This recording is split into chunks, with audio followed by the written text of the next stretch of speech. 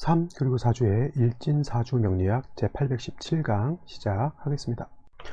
오늘은 양력으로 2021년 1월 30일 말일이고요. 음력으로는 2020년 12월 19일입니다. 오늘 명식은 경자년 기축월 기묘일이 되겠고요. 오늘의 일진은 기묘가 되겠습니다. 자, 오늘 살펴볼 사주 명식은 일간은 기토가 되겠고요. 기토 일간이 태어난 월령은 축월이 되겠습니다. 어저께 양토인 무토에 대해서 공부를 했는데 오늘은 음토인 기토가 동일하게 축월에 태어났을 때 무토하고의 차이, 그 다음에 축월의 기토는 어떻게 사주를 배합해야 가장 적절한 배합이 되는 것인지 살펴보도록 하겠습니다. 자, 일간 먼저 알아보게 되면 일간은 기토라고 하는 토에 해당이 됩니다. 토라고 하는 것은 어저께도 말씀드렸지만 흙 내지는 땅과 같은 그런 개념인 것이고요. 토라고 하는 것은 뭐 식물이든 여러 가지 생명체들이 살 수 있는 터전과 같은 그런 모체와 같은 그런 개념이다라고 생각하시면 되겠습니다. 근데 어저께 공부했던 무토라고 하는 것은 양토임에 반해서 오늘 공부한 기토는 음에 해당이 되는 토라고 해서 음토라고 이렇게 볼 수가 있겠습니다. 무토라고 하는 것 다시 한번 보게 되면 양토라고 말씀드렸죠. 기질이 다른 거라고 이렇게 생각하시면 돼요.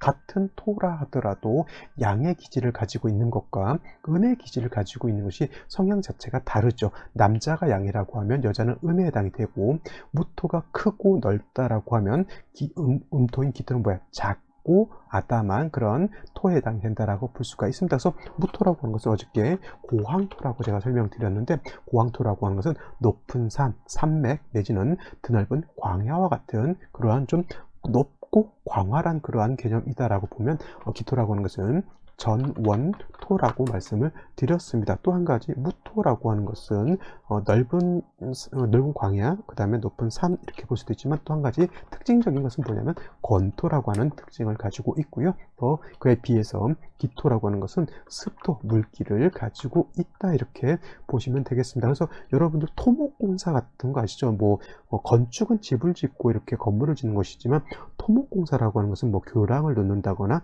아니면 큰 길을 딱 고속도로 같은 그런 길을 딱 무로 인해서 흙이라든가 이러한 것들을 많이 하게 되죠. 그래서 뭐 댐 같은 거를 짓고 할 때 큰 물을 막기도 하고 그러잖아요. 그런 큰 물을 막을 때는 뭐예요? 마른 토인 건토에서 막는 것이지, 물기가 있는 뭐 저기 갯벌 갖다가 퍼다가 막으면은 그 물을 막을 수가 없죠. 그래서 무토라고 하는 것은 임수라고 하는 것이 왕했을 때 임수를 제방하는 용도로서 무토는 가능하지만 기토는 작은 습토이기 때문에 습토라고도 하고요, 습니라고도 하고 니사라고도 이렇게 표현합니다. 습니라고 하는 것은 습자는 물기를 가지고 있다, 습하다라고 하는 뜻이고, 니는 진흙을 뜻합니다. 뭐 니사도 마찬가지죠.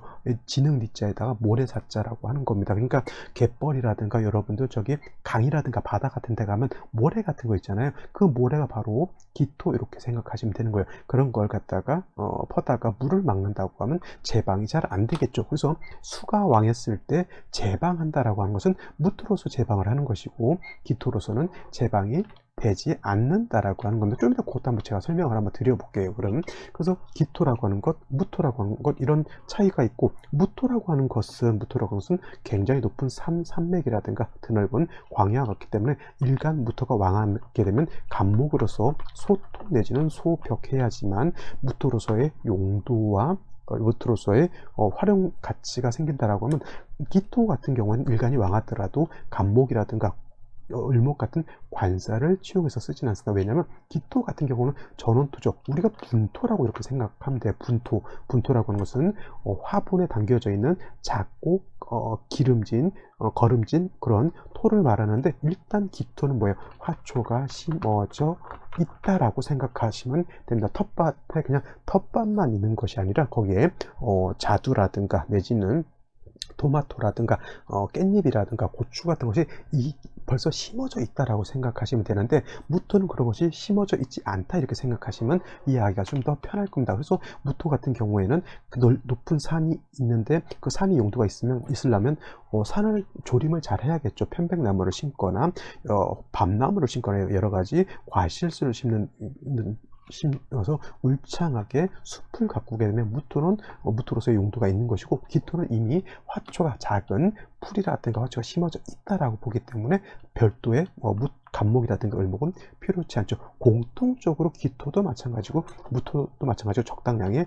물과 햇볕이 필요한 것은 똑같습니다. 그래서 이거는 공통적으로 필요로 하는 그러한 것이죠. 그래서 무토가 됐던 기토가 됐던 물이 없으면 땅이 마르게 되면 그 땅에서 어떤 풀도 자랄 수가 없겠고요. 그 다음에 물은 있는데 햇볕이 없게 되면 땅이 썩어버립니다. 그렇죠? 그래서 물과 햇볕은 공통적으로 필요한데, 물이라고 하는 것은 수를 의미하는 것이고 햇볕이라고 하는 것은 화를 의미하는 것인데, 수는 대체적으로 기토는 작은 화분과 같기 때문에 큰 물을 필요로 하기보다는 작은 물, 즉 물을 줄 때 조그만 조루에다가 조금씩 줘야지, 작은 밭에다가 소방 호수로서 물을 주게 되면 땅이 다 파여서 밭을 못 쓰게 되는 그러한 경우가 있습니다. 예전에 이런 모 대통령께서 여름에 가뭄이 엄청 들었습니다. 그래서 물을 댄다라고 하는데, 이제 사람들한테 이제 보여주기 위해서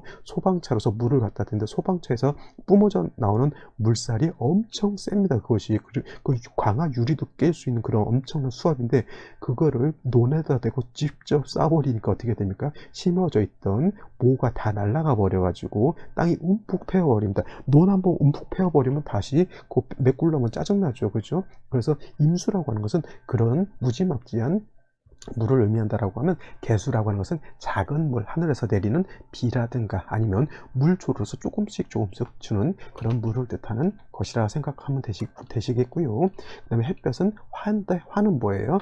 병화를 의미합니다. 물론 이제 임수는 그냥 금방 설명을 드렸고, 병화가 아니면 정화도 쓸 수 있겠지만, 정화는 병화에 비해서 공력이 많이 떨어진다라고 하는 겁니다. 요거는 뭐예요? 기토는 목은 쓰지 않고 무토라고 하는 것은 간목을 치용한다. 근데 나머지 수화를 쓰는 것은 무토나 기토나 이건 똑같습니다. 무토라고 하는 것도 특수한 경우가 아니고서는 개수나 병화를 쓰는 것은 똑같은데, 무토라고 하는 것은 나중에 또 설명드리겠지만 5월에 태어났을 때는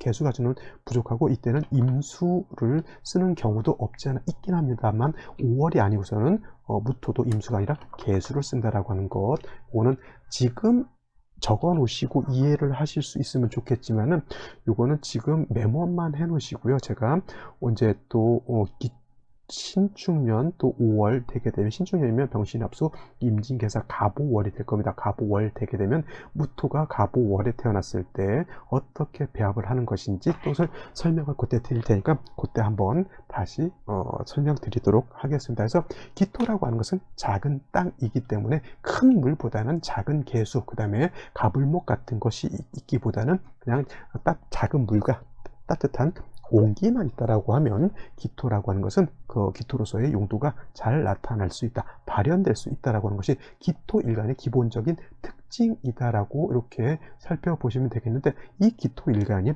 어느 원령에 태어났느냐에 따라서 그 배합법이 달라지겠죠. 당연히 여름에 태어났을 때는 물을 잘 줘야 되는 것이고요.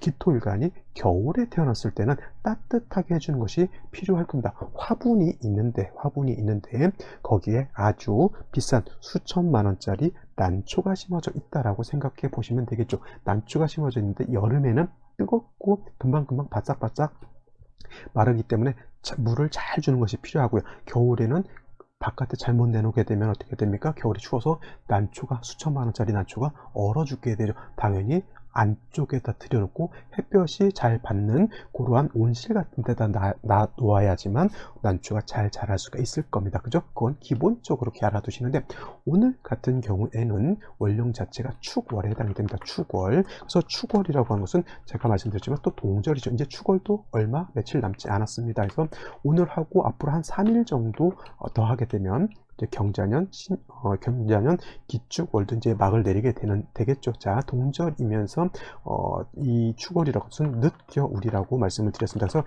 일단 춥다 이렇게 간단하게 적어주시고, 조금 유식하게 엄동설한이다라고 해놓으면 조금 더 좋겠죠. 그죠? 그래서 축월이라고 하는 것은 굉장히 춥다. 영하 50도, 영하 60도까지 내려갈 수 있는 그러한 엄청난 추위를 가지고 있다라고 이렇게 보시면 됩니다. 그러니까 쉬운 말로 여러분, 화분에 수천만 원짜리 난초를 갖고 있는데 이러한 영하 50도 떨어지는 바깥에다 내놓을 수 있습니까? 없습니까? 내놓는 순간 뭐예요? 얼어 죽습니다. 북극이라든가 특히 저 남극 같은 경우 우리나라에서 세종기지 남극을 연구하기 위해서 세종기지를 이제 가는데 너무 춥다 보니까 오줌을 누면 누는 족족 바로바로 얼어버린다라고 합니다. 그리고 커피를 마신다고 바깥에서 물을 끓여가지고 커피를 마시려고 하면 금방 몇 분이 뭡니까? 한 몇 초, 한 10여 초 있으면 그 뜨거운 커피가 다 바로 얼어버린다라고 하죠.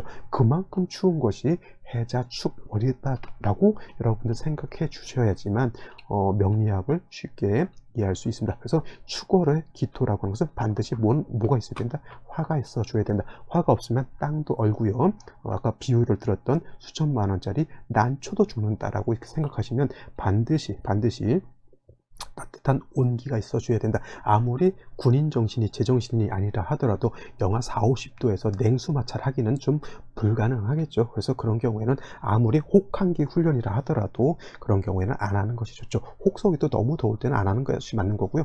혹한기도 너무 추우면 안 합니다. 오히려 얼어 죽게 되고 동상 걸리게 되면 오히려 병력의 손실을 얻게 되죠. 그래서 수걸이라고 하는 계절, 해월, 자월도 마찬가지입니다. 반드시 화가 있어야 되는 것이고 해자축월에 태어났는데 화가 없다. 매우 빈한한 사주, 매우 빈천한 사주라고 이렇게 볼 수가 있겠고요. 만약에 사주 원국에서도 화가 없는데 대운이라든가 세운에서도 화가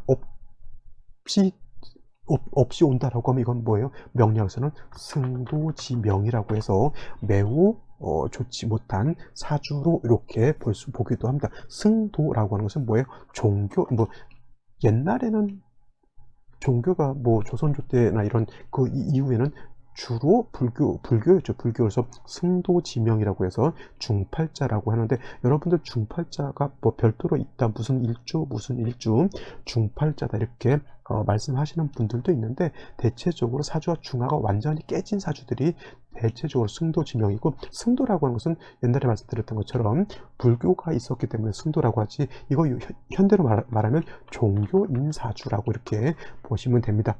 기독교가 됐던 됐던 이런 사람들 종교인 사주가 원래 명리학적으로 봤을 때는 비난하고 빈천한 사주인데 요즘은 종교인들은 오히려 아주 선망되는 직업이 돼버렸죠. 이게 뭐예요? 사람들을 혹세무민하기 때문에 그렇습니다. 꼭 종교인 4대 종교라고 해서 여러 가지 종교인데 종교라고 하는 것은 4대 종교 4가지만 있는 것도 아니고요. 사람 수만큼의 종교는 있습니다만 사람들이 인지하고 많이 믿는 것이 이제 4대 종교. 그 이후에도 또 여러 가지 나라들에서도 종교가 많죠. 또 예를 들면 무속도 어떻게 보면 종교로 볼 수도 있는 거고요.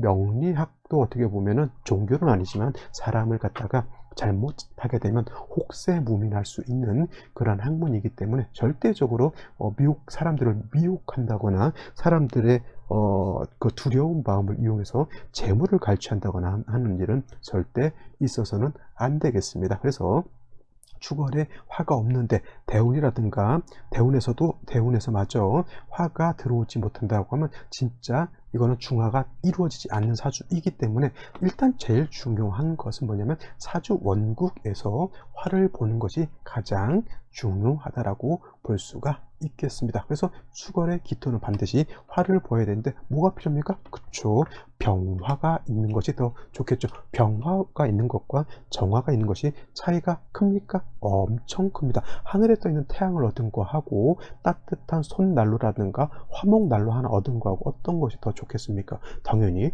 태양을 얻은 것이 공력이 엄청나게 좋을 겁니다. 그래서 축월의 기토는 반드시 화가 있어 줘야 되는데 병화가 있는 것이 좋은데 선생님 그러면 정화는 별 소용없으니까 없어도 됩니까? 병화가 없을 때는 당연히 정화라도 갖고 있어야지요. 그렇죠. 병화가 있는 사람들 예를 들어서 전국적인 전국적으로 이름이 있는 사람이라고 하면 아마 정화가 있는 사람은 어느 한 작은 지역에 이름이 있는 사람의 어떤 명예를 얻을 수 있습니다. 그래서 이왕이면 큰 병화를 제가 화가 필요하다라고 하면 병화를 말씀드리는 이유가 거기에 있습니다. 단 중요한 건 뭐예요? 축월은 토가 왕한 토왕절이죠. 어저께도 말씀드렸지만 토왕절에 해당이 됩니다. 그래서 기토가 축월에 태어나게 되면 일간 자체는 왕하지만 화는 축월에 태어나게 되면 토가 많아지면 많아질수록 병화 자체는 약해지기 때문에 이 병화가 반드시 지지에 뿌리가 있어줘야 되는데 인목이라든가 사화라든가 이렇게 오화 등의 뿌리를 얻는 것이 매우 중요합니다. 만약에 어저께 무토 같은 거였다라고 하면 간목 같은 것이라든가 지지로 인목 같은 것이 있었으면 조금 더 좋았을 것 같긴 하지만 기토는 아무리 왕하더라도 간목, 을목을 쓰지 않기 때문에 오늘 같은 경우에는 병화가 인목이 아니더라도 이렇게 사화라든가 오화 같은 것에 뿌리를 두는 것도 나쁘지 않습니다. 선생님, 물은 필요치 않겠습니까? 라고 이렇게 물어보실 수 있겠는데 만약에 지지로 예를 들어서 자수 한 점 정도 이렇게 있는 것은 나쁘지 않다라고 말씀을 드리는데 만약에 임수가 투출한다거나 내지는 개수가 투출하는 것은 이거는 좋다 나쁘다 안 좋습니다. 특히나 임계수가 투출하게 되면 화를 용신으로 쓰는 그런 국수에서 수가 투출하게 되면 이 수는 화를 갖다가 피곤하게 만들죠. 수극화, 수가 화를 괴롭히게 되면 화가 축월에 따뜻한 온기로서 따뜻하게 해동을 해야 되는데 그게 안 되죠. 그래서 해자 축월에는 특별한 경우가 아니고서는 임계수가 투출하는 것은 좋다 나쁘다 온당치 않다라고 하는 것이 바로 정답이 되겠습니다. 화가 용신일 때는 수가 있는 것이 필요 없고요. 수가 용신일 때는 이 수를 극하는 토가 있는 것은 나쁜 것이고 예를 들면 또 간목의 용신인데 경금이 있는 건 별로 안 좋겠죠. 상황에 따라서 그렇죠. 이렇게 용신을 극해하거나 용신을 방해하는 것들이 있다라고 하면 결코 좋지 않다 이렇게 정리를 해둘 수가 있겠습니다. 정리라면 간단합니다. 축월의 기때는 뭐가 있어야 된다? 화가 있어야 한다. 화는 정화보다는 병화가 있는 것이 중요하고 이 천간의 병화가 투출하게 되면 반드시 인사오에 뿌리를 두는 것이 필요하다. 이것이 바로 축월의 기토가 갖춰야 될 덕목이다라고 말씀을 드릴 수 있겠습니다.